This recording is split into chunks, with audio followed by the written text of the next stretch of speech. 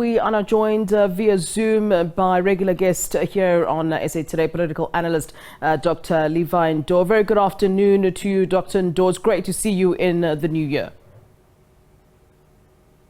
Good afternoon to you, Flo. Good to see you in the new year. Good afternoon to the viewers.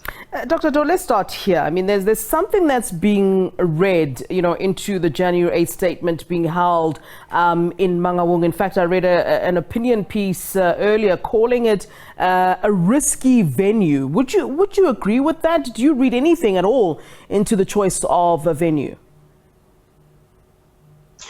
Well, it appears as if a committee will sit down or a decision will be taken by the top leadership of the ANC on where the January 8th statement is supposed to be read or where the actual event is supposed to take place.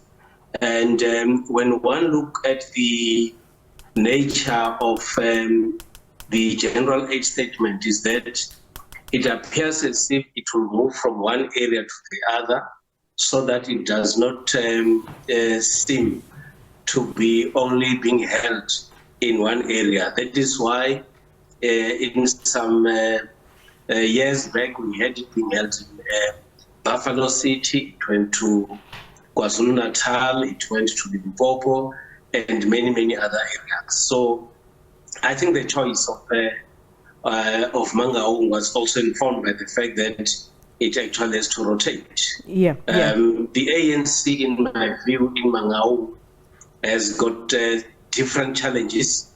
That is why the provincial ANC could not even hold their provincial conference because of the challenges that the ANC is facing.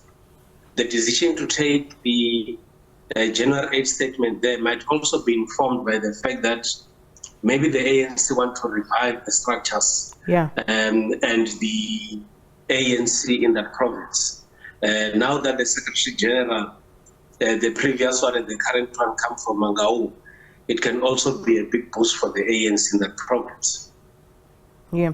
And what political message can South Africans, or should South Africans be drawing from January 8th statement, with some people saying that, it looks like the ANC is losing support. So, January 8th statement being, a precursor of, the State of the Nation address.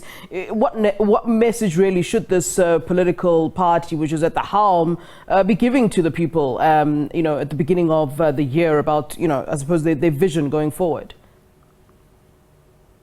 Well, I think it's important to understand the context within which the general statement is supposed to be presented. It is a contract that the ANC would actually have with ordinary citizens on the ground. It is used as an event in which the ANC program is actually laid and made known to all the citizens of South Africa, and not only the members of the ANC.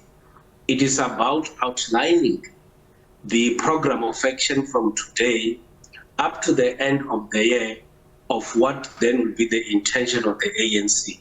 And people who go through or who listen to the General 8th statement can also use that to find answers on why certain things have not been done, because it is the General 8th statement that is then used by the party to outline what they intend doing and what they think are the challenges that face South Africa. Also, January 8th statement for me has a very good relationship with what then will be the programs of, or what informs the programs of government. What would be said at the General 8th statement have got a very close link with what the president might say when he addresses the nation in his State of the Nation address. So the program is being presented to the people, and people will therefore know what is actually in the minds of the ANC and what then do we expect from the leadership of the ANC. Bearing that in mind, Dr. Ndou, I mean, you talk about the fact that we wanting to talk about some of the challenges that are faced by South Africans. So, in your view, what would certainly be those topical points that would be at the top of their agenda at the start of this political year? I mean, at the top of my head, one can think of electricity, the economy, the policies of the ANC. What do you imagine to be really top of the mind? Everybody would love to, or who will be listening to the January 8 statement, would love to know the program of the ANC in relation to electricity supply. Most people would love to know what then is supposed to happen from today until December in relation to electricity. And that is one area that, in my view, President Ramaphosa has to embark on very seriously and outline the program of the ANC and his government in dealing with electricity. The ANC must use this opportunity to explain to South Africans their intentions in the fight against crime and corruption. The ANC must outline their program on matters relating to youth unemployment. The ANC must talk about its programs on matters relating to gender-based violence and many other issues that are actually affecting South Africans. On the top of the agenda, the ANC has to talk about its program and plans to deal with service delivery, because those are the areas that most people, in my view, would love to hear the ANC talking about and the plan that they actually have in dealing with such. All right, Dr. Ndou, always a pleasure. Thank you very much for weighing in, as always. Much appreciated.